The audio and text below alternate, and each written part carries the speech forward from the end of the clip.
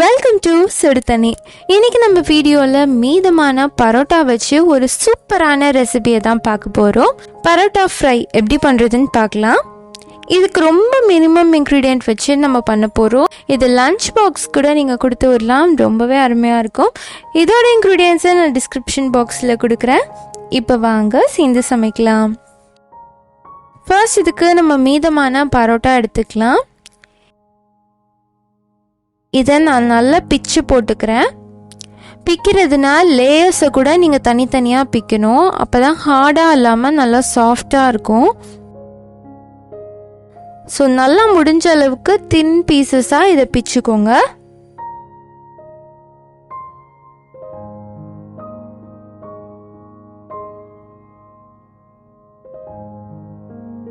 நார் நாராக கிழிக்கிறதுனா இதான் போல் இருக்கு, அந்த மாதிரி நான் பிச்சுட்டேன். இப்போது இது ரெடியாக இருக்குது. அடுத்து ஒரு கடாயில் 2-3 டீஸ்பூன் நெய் சேர்த்துக்கோங்க. சேர்த்துட்டு நம்ம பிச்சு போட்டிருக்க பரோட்டாவை உள்ளே சேர்த்துடலாம். சேர்த்துட்டு இதை சிம்லேயே வச்சு நல்லா ஃப்ரை பண்ணிக்கலாம். எண்ணெயை விட நெய்யே யூஸ் பண்ணுங்கள், அதுதான் ஃப்ளேவர் ரொம்பவே சூப்பராக இருக்கும். இதை கிறிஸ்பியாக மொறுன்னு சாப்பிட்றதுக்கே செம்ம டேஸ்ட்டாக இருக்கும். இதை நல்லா ஃப்ரை பண்ணிக்கோங்க.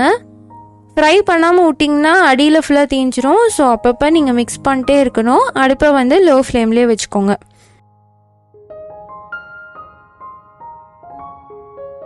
ஸ்நாக்ஸாக கூட இதை நம்ம செஞ்சு சாப்பிட்றலாம். நல்லா கிறிஸ்பியாக மொறுன்ட்டு இருக்கும். இப்போ பார்த்தீங்கன்னா இது நல்லா ரெடி ஆகிடுச்சு. இதை எடுத்து தனியாக வச்சிடலாம். நீங்கள் லஞ்ச் பாக்ஸுக்கு கொடுக்க போகிறீங்க அப்படின்னா இவ்வளோ மொறுப்பாக ஃப்ரை பண்ணாதீங்க, லைட்டாக ஃப்ரை பண்ணிட்டு நம்ம எடுத்துடலாம். அடுத்து இதே கடாயில் 1 டேபிள் ஸ்பூன் எண்ணெய் சேர்த்துக்கிறேன். எண்ணெய் சூடானதுக்கப்புறமா இதில் ஒரு பெரிய வெங்காயம் சேர்த்துக்கலாம்.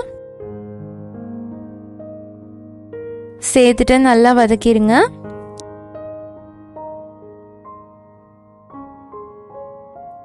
வெங்காயம் நல்லா வதங்கினதுக்கப்புறமா இதில் ஒரே ஒரு தக்காளி சேர்த்துக்கிறேன். சேர்த்துட்டு அதையும் வதக்கிடலாம்.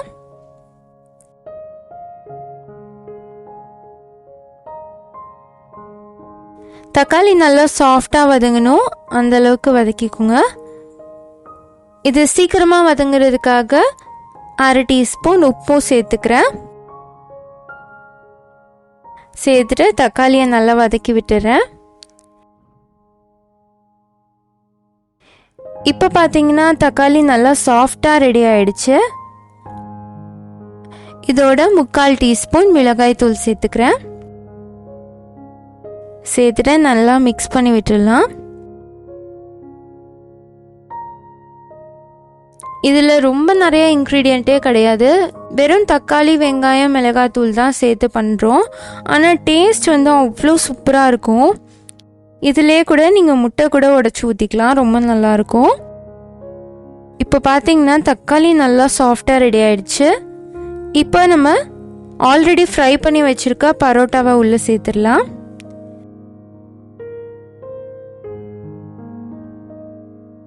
சேர்த்துட்டு நல்லா மிக்ஸ் பண்ணிக்கோங்க.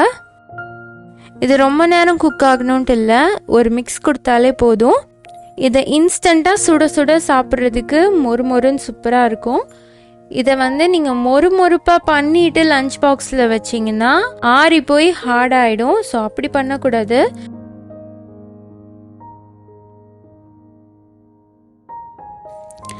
லஞ்ச் பாக்ஸ்க்கு வைக்கிறதுக்கு நீங்கள் லைட்டாக தான் ஃப்ரை பண்ணணும், இன்ஸ்டண்ட்டாக சாப்பிட்றதுக்கு தான் நீங்கள் மொறுன்னு ஃப்ரை பண்ணணும். இதை நான் திருப்பி சொல்கிறதுக்கு காரணம், நீங்கள் பின்னாடி அதை பண்ணிவிட்டு அப்புறம் சரியாக வரலன்னு ஃபீல் பண்ணிடக்கூடாது, அதுக்காக தான் சொல்கிறேன். நல்லா மிக்ஸ் ஆகிடுச்சு. லாஸ்ட்டாக இதில் கொத்தமல்லி தழை சேர்த்துக்கலாம்.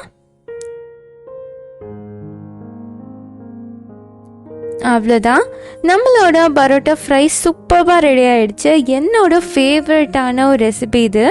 பரோட்டா வாங்கினாலே நெக்ஸ்ட் டேக்கு கொஞ்சம் மீதமாகிடாதான்ட்டு ஆசையாக இருக்கும், ஏன்னா அவ்வளோ டேஸ்ட்டாக இருக்கும் இது.